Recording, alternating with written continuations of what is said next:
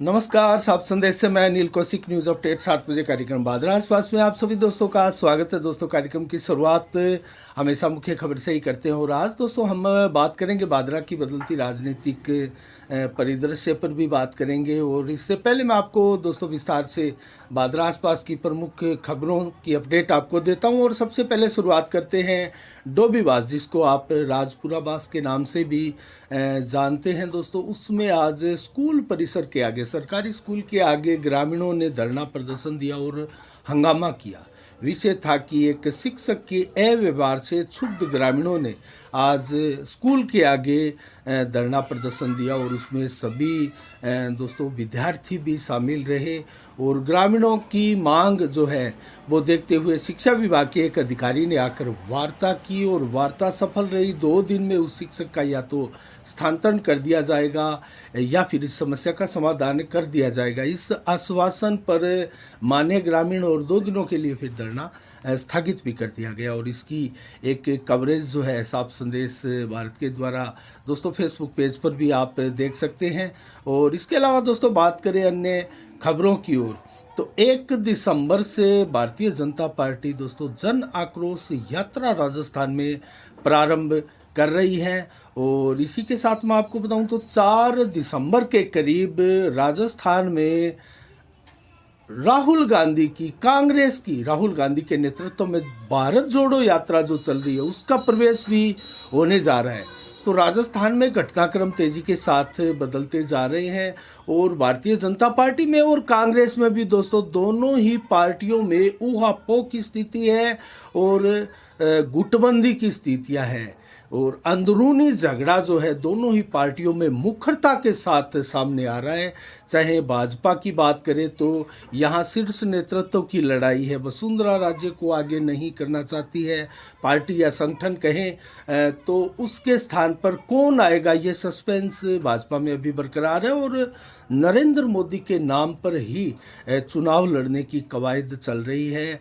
मुख्यमंत्री CM face किसी और को लाकर थोपने की भाजपा की जो परंपरा रही है और अचानक एक प्रकार से राज्य की जनताओं को सरप्राइज जो देते हैं भारत में देते आए हैं, जैसा पड़ोसी राज्य हरियाणा में भी दिया था और अनेकों राज्यों में भाजपा ने इस प्रकार का सरप्राइज दिया था। तो यहाँ भी सरप्राइज देने की तैयारियां चल रही है।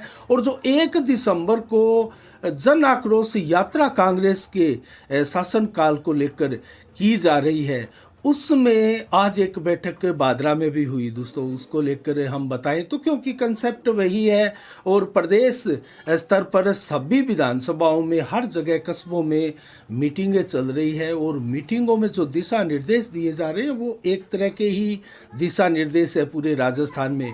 और क्या दिशा निर्देश थे? बादरा में मोती प्लेस में एक बैठक आज हुई और उस बैठक में आज पहली बार देखा गया जयदीप डूडी जिन्होंने सरदार शहर में भाजपा में एंट्री की है वो भी इस बैठक में मौजूद रहे।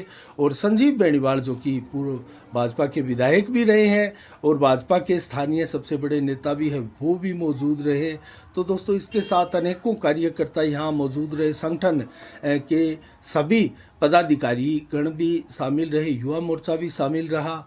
तो आज जो विचार विमर्श इस बैठक में हुआ वो ये था कि किसी भी प्रकार की अलग अलग राजनीति इस यात्रा के तहत नहीं दिखानी है और 200 विधानसभाओं में पहुंचेगा भाजपा का ये रथ।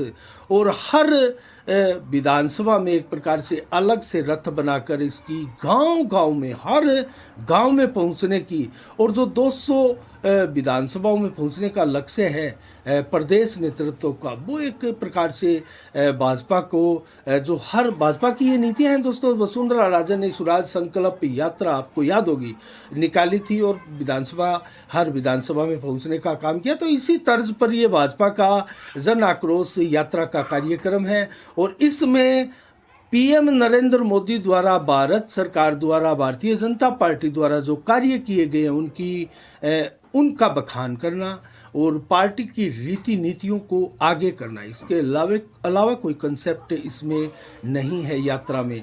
तो ये रखा गया है। और दोस्तों 4 दिसंबर को, जैसा मैंने आपको साथ में ही बताया, राहुल गांधी की जो भारत जोड़ो यात्रा है वो भी राजस्थान में प्रवेश कर रही है। तो राजस्थान कांग्रेस में भी फूट पड़ी है। और 2-3 दिन पहले जिस प्रकार से अशोक गहलोत मुख्यमंत्री द्वारा पायलट को निकम्मा गद्दार कहने पर जो हंगामा हुआ, बार बार कितनी बार गालियां पायलट को दे चुकी है, लेकिन पायलट दोस्तों बहुत संयम के साथ फिर उस गाली का, उस कमेंट का और उसका जवाब देते हैं, तो एकदम शालीन तरीके से।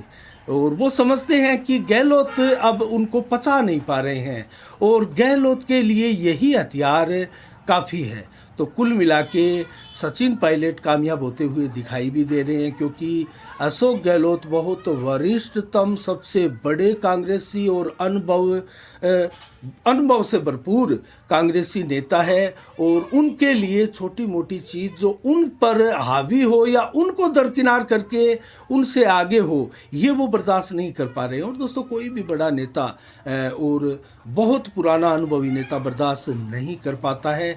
कहीं ना कहीं यही नए एक समीकरण और नए युग के आगे, नई जनरेशन के आगे पुरानी जनरेशन किस प्रकार जो है आपा खोकर साइडलाइन हो रही है, इसका एक बहुत बड़ा उदाहरण भी राजस्थान में दोस्तों आगे आने वाले चुनाव में देखा जा सकता है। और बागडोर सचिन पायलट के हाथ में जा सकती है। जिस प्रकार से अंतिम दिनों में सचिन पायलट भारत जोड़ो यात्रा में जब शामिल हुए प्रियंका और राहुल गांधी के साथ, उसके बाद में वहाँ से जो मैसेज आया था कि राजस्थान में 2023 में जो विधानसभा के चुनाव होंगे और उस चुनाव की बागडोर जो है वो सचिन पायलट को दी जा सकती है उसकी, क्योंकि बड़े नेता है, अनुभवी नेता है और पार्टी में बड़ा वजूद रखते हैं, उनके कार्यकर्ता हर जगह हैं अशोक गहलोत के। तो उनके पास जैसे इस प्रकार की खबरें आई वो बिफर पड़े और मीडिया में आकर बोले ऐसे निकम्मे को, गद्दार को कैसे कोई पार्टी प्रधान जो मुख्यमंत्री है वो बना सकती है। तो इसके पीछे की मंशा आप समझ सकते हैं कि पार्टी अब प्रदेश स्तर पर, स्टेट स्तर पर और केंद्र स्तर पर तैयारी कर चुकी है कांग्रेस की। अब राजस्थान की बागडोर जो है वो युवा नेतृत्व के हाथ में सौंप दी जाए, या फिर बहुत बड़ा परिवर्तन दोस्तों यहाँ पार्टी लेवल पर किया जाएगा। प्रदेश अध्यक्ष के पद पर जो है वो बड़ी तब्दीली की जाएगी। उसमें कहीं ना कहीं आने वाले ये जो घटनाक्रम है वो सचिन पायलट के लिए फायदेमंद साबित होने जा रहे हैं और निश्चित रूप से अशोक गहलोत के लिए पीड़ादायक और कष्टदायक ही साबित होने जा रहे हैं, इसमें कतई कोई संदेह नहीं है। लेकिन भाजपा और कांग्रेस दोनों ही इस प्रयास में है कि आने वाले 2023 के चुनाव में कौन बाजी मारेगा। तो दोस्तों ज़्यादा हम बात को लंबी ना करते हुए इसको यहीं विराम देते और खबरों पर आते हैं। और दोस्तों कल सोमवार को नेत्राणा में जिस प्रकार से डिस्कॉम ने 254 बिजली उपभोक्ताओं के कनेक्शन काटे, उसको लेकर तरह तरह के सवाल क्षेत्र में उठने लगे और दोस्तों भारी भरकम विरोध भी किया गया। जो बिजली उपभोक्ता संघर्ष समिति के बैनर तले पिछले 3 सालों से धरना प्रदर्शन नेत्राणा में चल रहा है, उसको लेकर उसके साथ ग्रामीणों का जमावड़ा भी देखा गया। और दोस्तों अब कई सवाल जो उठते हैं वो इस प्रकार से हैं, क्योंकि नए राज्यों में, जिन चुनावी राज्यों में अब कांग्रेस जा रही है चुनाव के लिए प्रचार करने और अपना एजेंडा, अपना घोषणा पत्र जो लेकर जा रही है, उसमें दोस्तों बिजली, पानी मुफ्त आदि अनेकों स्कीमें वहाँ फेंकी जा रही है। लेकिन यहाँ उल्टा हो रहा है। यहाँ जो फ्यूल सरचार्ज दोस्तों गत दिनों ही बढ़ाया गया था और करीब करीब आपको बताऊं तो 10,000 करोड़ रुपए का जो फ्यूल सरचार्ज बढ़ाकर जो कंपनियां हैं, सीधे कहें तो अडानी की कंपनी को किस प्रकार से मुनाफा दे दिया गया, लेकिन लोगों के ऊपर चोट, किसानों के ऊपर चोट, जो बिजली उपभोक्ता बिजली का बिल भरने में नाकाम है। और उनकी मांगे क्या है? उनकी मांगे हैं जो कोरोना काल के दौरान जो बिजली बिल है वो माफ़ किए जाए, सरकार नहीं कर पा रही है। दोस्तों कहीं ना कहीं राजस्थान सरकार बहुत बड़े गहरे संकट में फंसती जा रही है। किस किस को मनाए, हर शख्स सड़कों पर दौड़ने लगा है, हर शख्स सड़कों पर विरोध प्रदर्शन करते हुए दौड़ने लगा है। तो दोस्तों चाहे वो कर्मचारी हो, चाहे वो मजदूर हो, व्यापारी हो, और हर तरह के वर्ग सड़कों पर उतरने को मजबूर है। और किसानों की हालात तो एकदम बद से बदतर है। और बिजली उपभोक्ताओं का भी, ये जो बिजली उपभोक्ता संघर्ष समिति का बैनर के तले जो धरना प्रदर्शन था दोस्तों, जयपुर दिल्ली तक इसकी गूंज जा चुकी है और जयपुर में भी इसको लेकर प्रदर्शन किया गया था। और 300 यूनिट फ्री बिजली की मांग की जा रही है, जो कि राजस्थान की 50 यूनिट बिजली फ्री है, उसके ऊपर 250 बिजली यूनिट और जोड़ने की मांग की जा रही है। और पुराने घटे पीटे जो मीटर है, जो तेज रीडिंग निकालते हैं, उनको बदलने की मांग है। उन कंपनियों को ब्लैकलिस्ट करने की भी मांग है और निजीकरण के भी खिलाफ है। तो बहुत सी मांगों को लेकर ये जो धरना प्रदर्शन चल रहा है कहीं ना कहीं जायज़ है। और इसको लेकर जो बिल बकाया हो गया किसानों का करोड़ों दोस्तों, वो कम से कम अब एक साथ नहीं भरा जा रहा है और धड़ाधड़ विभाग कनेक्शन काटे जा रहा है। और इससे पहले मैं आपको बताऊं तो दोस्तों, 700 से अधिक कनेक्शन 28 मई को भी इसी साल काटे गए थे, 700 से अधिक कनेक्शन। और अब 254 कनेक्शन काट दिए गए और लगभग 54 उपभोक्ता ऐसे थे जिन्होंने कनेक्शन काटे जाने के डर से राशि जमा करा भी दी और उनके कनेक्शन फिर छोड़ दिए गए। 79.80 लाख अर्थात 79,80,000 की रकम ग्रामीणों ने कल जमा भी कराई। और आज भी जो काउंटर है वो लगे हैं सरकार के विभाग के, और बाहरी पुलिस जाब्ता आसपास के सभी थानों का नेठाणा में उतार दिया गया था दोस्तों कल। और स्थिति ये है कि ग्रामीण विरोध में भी उतरे, लेकिन कनेक्शन धड़ाधड़ 254 काट दिए गए। अब सवाल सबसे बड़े यही है कि सरकार की आखिर पॉलिसियाँ है तो है क्या गरीब किसानों को, मजदूरों को, इन बिजली उपभोक्ताओं को परेशान करना या इनको किसी प्रकार की सुविधा ना देना है दोस्तों। आम आदमी पार्टी तो स्पष्ट कहती है कि हम आएंगे तो बिजली मुफ्त देंगे। क्या ये मुफ्त की रेवड़ियाँ भी दोस्तों कहीं ना कहीं हमारे समाज को खोखला नहीं कर देगी? जबकि दिल्ली की बात सुने तो दोस्तों, दिल्ली मीडिया में आकर लोग स्पष्ट कह रहे हैं पीने के लिए पानी नहीं है, क्योंकि बिजली पानी वहाँ फ्री है। लोग कह रहे हैं हम पैसे देने के लिए तैयार हैं, टैंकरों से हमें बहुत भारी भरकम रकम देनी पड़ रही है, हमें नलों से पानी चाहिए, शुद्ध पेयजल चाहिए, हम इसके लिए पैसे देने के लिए तैयार हैं, बिल भरने के लिए तैयार है, लेकिन फ्री के चक्कर में हमारे घरों में पानी नहीं आ रहा है, हमारे कई दिनों से बिजली गुल है, अंधेरे में बैठे। इस प्रकार की व्यवस्थाएं हैं दोस्तों, ये तो होना ही है। और नए नए राज्यों में जो ये पार्टियां अपना मसौदा फेंक रही है फ्री की रेवड़ियां बांटने के लिए दोस्तों, कहीं ना कहीं ये जायज़ नहीं जान पड़ता। और बिजली उपभोक्ता संघर्ष समिति के बैनर तले जो धरना प्रदर्शन लगातार 3 साल से भादरा क्षेत्र में चल रहा था, क्या उसका क्या होगा? क्या उसको दबा दिया जाएगा, उसको कुचल दिया जाएगा? उसके सारे उपभोक्ताओं को जो बिजली बकाया बिल नहीं दे रहे उनके कनेक्शन काट दिए जाएंगे और ये चैप्टर क्लोज कर दिया जाएगा दोस्तों। ये देखने वाली बात है। और इसके अलावा अन्य खबरों की ओर रुक करें तो दोस्तों, गेहूं गांव में राज गिल पुत्र कैलाश गिल दोस्तों, उन्होंने एक बार फिर से गोल्ड जीता है और भादरा तहसील का नाम रोशन किया है। गोला फेंक में गोल्ड जीता है इस बार राजगिल ने। ये भादरा तहसील के गेहूं गांव का युवा है और दोस्तों 14 वर्षीय सब जूनियर जिला स्तरीय एथलेटिक्स प्रतियोगिता 2022 में ये कारनामा करके दिखाया है राजगिल ने। और उनके दादा बनवारी लाल गिल ने पूरे गेहूं गांव में दोस्तों मिठाइयाँ बांट कर जो है खुशी मनाई अपने पौत्र की इस कामयाबी पर।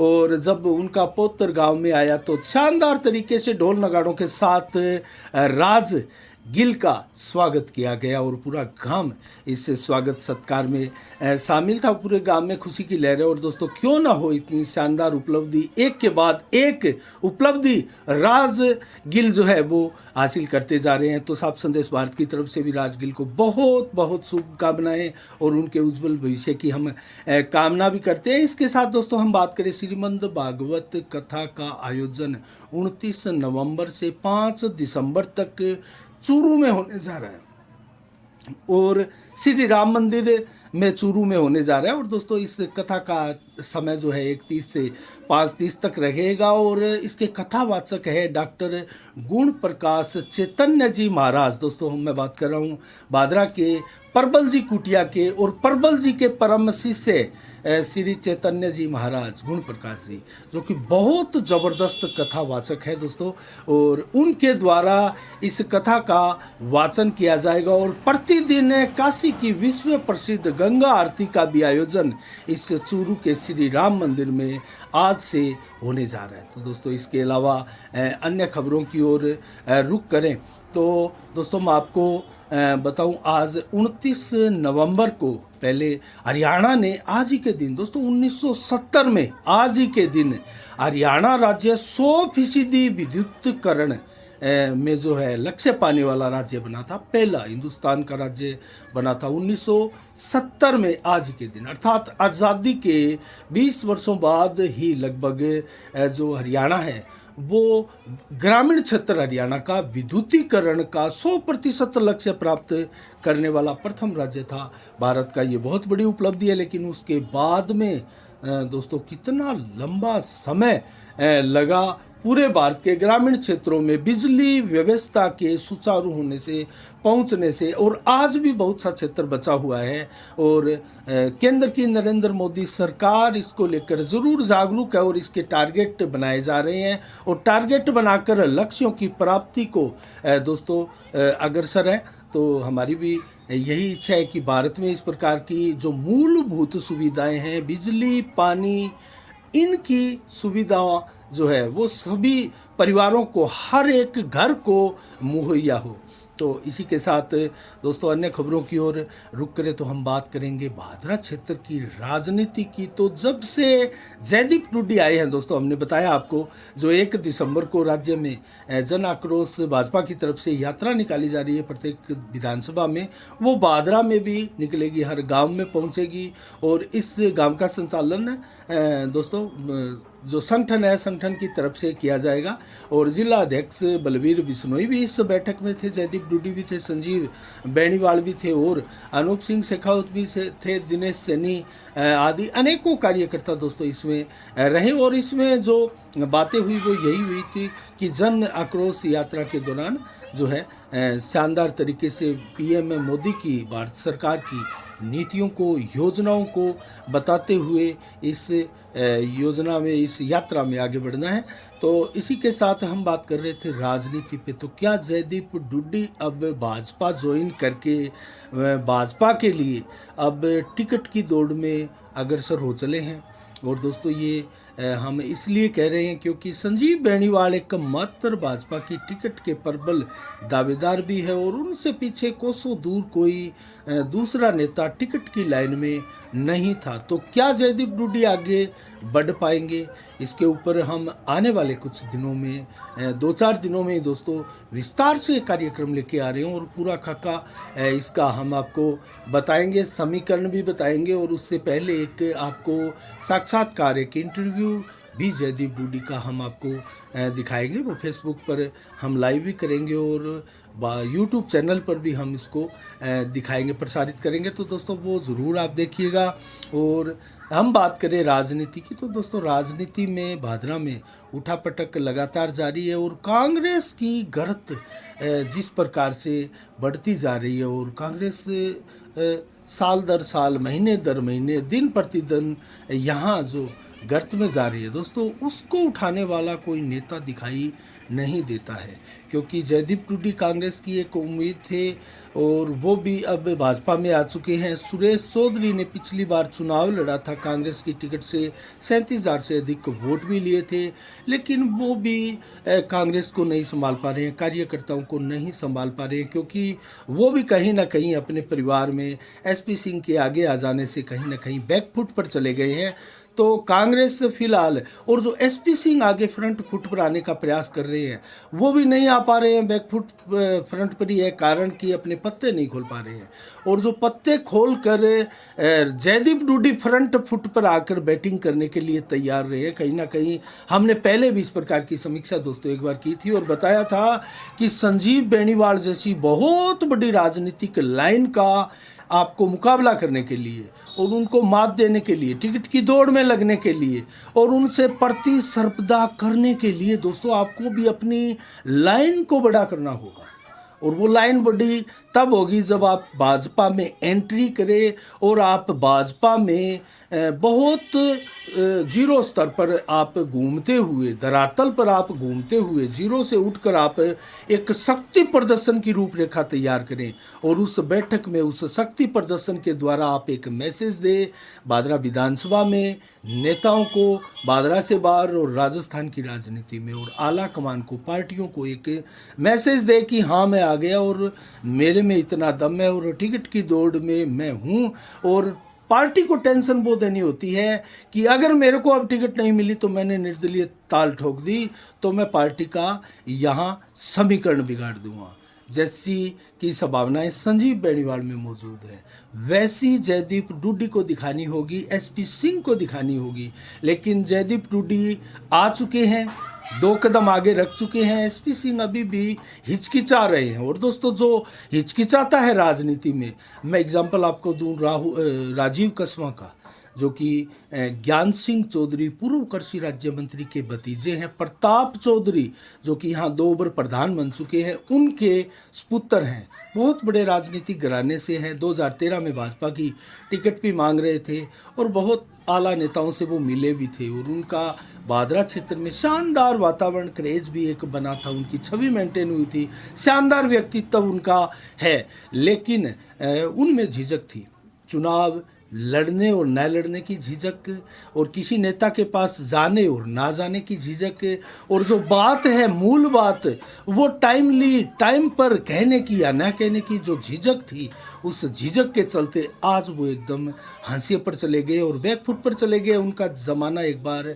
निकल चुका है, बीत चुका है। और उसके बाद में अब पब्लिक ने ऐसा ठान लिया कि ये भी कहीं ना कहीं कमज़ोर राजनीतिक इच्छा शक्ति वाले नेता थे और बैकफुट पर चले गए। अब कोई और मजबूत राजनीतिक इच्छा शक्ति वाला व्यक्ति आए, जैसे मैं एग्जांपल आपको एक और दूंगा, बजरंग सारण का। ये मजबूत इच्छा शक्ति वाला राजनीतिज्ञ है जो कि युवा फ्रंट फुट पर खेलने वाला और तेज सरपट दौड़ने वाला राजनीति की राह में, सड़कों पर दोस्तों बादरा क्षेत्र में बहुत कम समय से, वैसे तो 8 साल से राजनीतिक क्षेत्र में दोस्तों बजरंग सारण सक्रिय है, लेकिन बजरंग सारण ने जिस प्रकार से राजनीतिक डिसीजन लिए हैं और जो उनके एक्टिविटी रही, उनकी जो कार्यशैली रही और उन्होंने जो छवि एक मेंटेन की है लोगों के दिलो दिमाग में विधानसभा क्षेत्र में, वो कहीं ना कहीं ठीक ट्रैक पर दौड़ती हुई दिखाई देती है और सभी को देती है। यही कारण है कि आज बजरंग सारण ने ब्लॉक के चुनाव में अपने मेंबर को उतारा और 700 से अधिक वोट अपने मेंबर को दिलाए। और दोस्तों भाजपा जो जहां इस ब्लॉक में जीतती हुई दिखाई दे रही थी, भाजपा को चारों खाने चित भी कर दिया और एक बार फिर से यहाँ माकपा विजयी रही है। और माकपा को जुलूस निकालने और एक प्रकार से जश्न मनाने का मौका कहीं ना कहीं बजरंग सारण के उस उम्मीदवार के चलते और बजरंग सारण की सक्रियता से उनको मिला है। मतलब नहीं है बजरंग सारण को कि यहाँ भाजपा जीते या माकपा जीते, उनको अपना पांव जमाना है। और दोस्तों आप किसी को टेंशन दोगे तो आपको हाथों हाथ वो जनता लेगी, लोग लेंगे, नेता लेंगे और आपकी छवि मेंटेन होगी कि आप में कुछ दम है, आप कुछ कर दिखा सकते हैं, आप किसी का नुकसान कर सकते हैं, आप किसी का फायदा कर सकते हैं, तब लोग चलकर आपके पास आएंगे। यही राजनीति का सूत्र है, यही दोस्तों कम से कम बिजनेस का सूत्र है और यही एक व्यवहार का सूत्र है। जब तक आप में दम दिखाई नहीं देगा आपको पब्लिक नहीं लेगी, आपको लोग हाथों हाथ नहीं लेंगे। और राजनीति में तो दोस्तों कहावत है, आप किसी को मारकर किसी के कंधे पर पांव रखकर ही आगे बढ़ सकते हैं। ये राजनीति का भी सूत्र है दोस्तों। आगे भी विस्तार से हम इस प्रकार की राजनीति में जाएंगे और समीक्षा भी करेंगे, विश्लेषण भी करेंगे। नेताओं की हम आपको इस प्रकार की विश्लेषण और चीज़ें हम निकाल कर लाकर बताएंगे, बादरा क्षेत्र से भी और चूरू जिले की सभी विधानसभाओं की भी हम एक एक करके विश्लेषण और राजनीति करेंगे। और दोस्तों हनुमानगढ़ जिले की भी तमाम विधानसभाओं का हम विश्लेषण और समीक्षा इसी प्रकार से करेंगे। पूरे डाटा हम बहुत तेज़ी के साथ हमारी टीम इसमें जुटी है और क्षेत्रों का दौरा भी कर रही है और पूरे डाटा कलेक्ट होने के बाद में हम लगातार वैसे चल रहा है हमारा अभियान और हम इसके बारे में जल्दी आपको अवगत भी कराएंगे। तो दोस्तों आज के लिए इतना ही।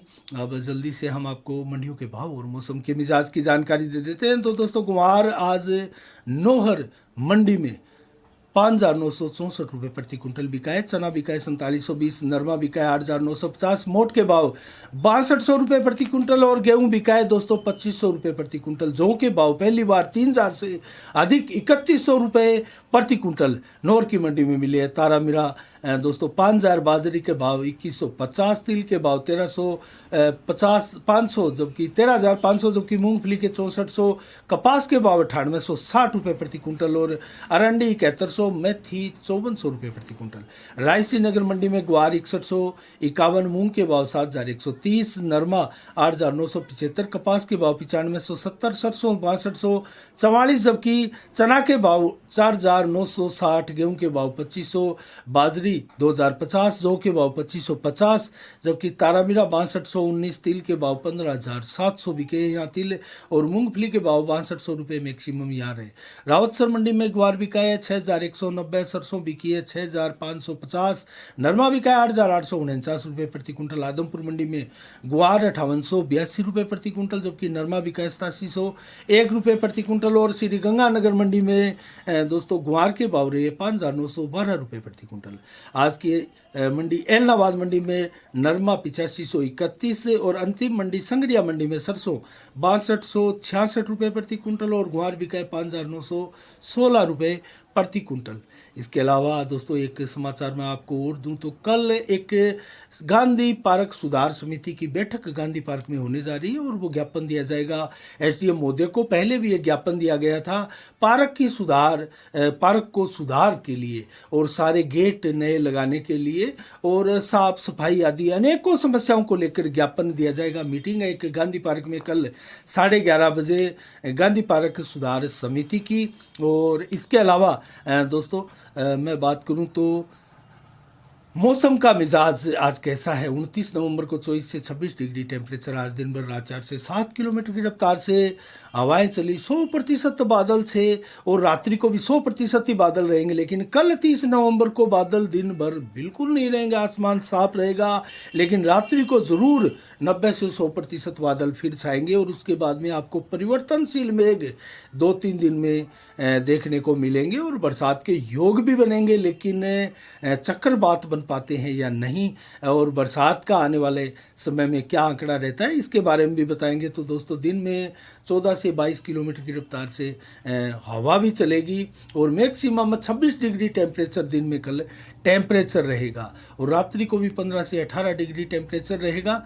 और आज के लिए दोस्तों इतना ही। कल ठीक शाम 7 बजे फिर आपसे रूबरू होंगे नई खबरों के साथ, नई समीक्षा के साथ। तब तक के लिए आप अपना बहुत बहुत ख्याल रखिएगा। मुझे दीजिएगा इजाज़त। साफ संदेश से मैं अनिल कौशिक।